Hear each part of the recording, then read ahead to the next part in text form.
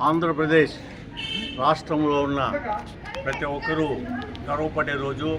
ఎందుకంటే భారతదేశంలో మన ఆంధ్రప్రదేశ్ ఒక్కటే రాజధాని లేకుండా ఉన్న రాష్ట్రము. ఈరోజు పార్లమెంట్ ఉభయ సభల్లో 41 పార్టీలు, వివిధ పార్టీలు ఉన్న ఒక్క వైఎస్ఆర్సీపీ పార్టీ తప్ప 40 పార్టీలు, భారతదేశంలో ఉండే వివిధ పార్టీలన్నీ ఏకమద్దతుతో మన ఆంధ్రప్రదేశ్ రాజధానిగా అమరావతిని గుర్తించి లోకసభ, రాజ్యసభలో, పార్లమెంట్లో పాస్ చేసి రాష్ట్రపతి పంపించారు, చట్టబద్ధత కల్పించారు. ఇక ఎవరు వచ్చినా మనము ఆంధ్రులు గర్వంగా మన రాజధాని అమరావతి అని చెప్పుకోవచ్చు.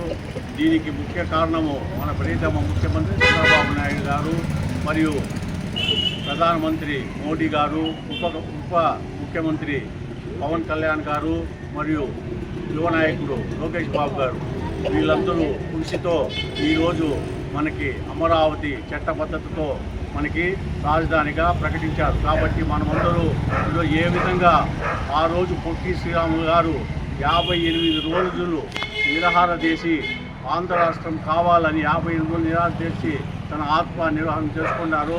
ఈరోజు కూడా 1956 సంవత్సరం నుంచి ఈరోజు కూడా పొట్టి శ్రీరాములు గారు మనము ఎంతో ఘనంగా నిర్వహించి నమస్కారాలు చేస్తున్నాము. ఈరోజు ఆంధ్రప్రదేశ్కి రాజధాని అమరావతిగా ప్రకటించడం మన ప్రియత ముఖ్యమంత్రి చేసిన కృషి, ప్రధానమంత్రి మనకి చేసిన సహాయ సహకారాలతో మనము అమరావతి, మనకు ఒక రాజధాని ఉంది. ఆ రాజధాని పేరు అమరావతి, ప్రజా రాజధాని ఉంది. ప్రజలందరూ కలిసి 36,000 ఎకరాలు దానంగా ఇస్తే ఆ రాజధాని అప్పట్లో ప్రకటించకుండా 3 ముక్కల చేసిన ఘనత ఒక్క వైఎస్ఆర్సీపీ నాయకుడు జగన్మోహన్ రెడ్డికి దక్కుతుంది. ఆయన ఇప్పుడు కూడా వేరే రాజధాని మేము వస్తే రాజధాని చేస్తున్నాం అనేది ఇంకా ప్రసక్తే లేదు. మీరు వచ్చిన ఛాన్స్ పోగొట్టుకున్నారు, ఇంకా వచ్చే సాక్షి లేదు, ప్రసక్తే లేదు. అమరావతి ఏకైక రాజధానిగా ఉంటుంది. ఆంధ్రప్రదేశ్ బాగుపడే వరకు కొన్ని వేల మందికి, లక్షల మందికి ఉద్యోగాలు అమరావతి రాజధానిలోనే వస్తాయి. పెట్టుబడులు ఇంకెందో రాష్ట్రాల నుంచి, వివిధ ఫారిన్ కంట్రీస్ నుంచి కూడా ఉద్యోగాలు వస్తాయని తెలుపుకుంటూ ఈ అవకాశం ఇచ్చిన ప్రధానమంత్రి గారికి ధన్యవాదాలు తెలుపుతూ మన ముఖ్యమంత్రి గారికి జై తెలుగుదేశం, జై జై తెలుగుదేశం, జై అమరావతి, జై చంద్రబాబు,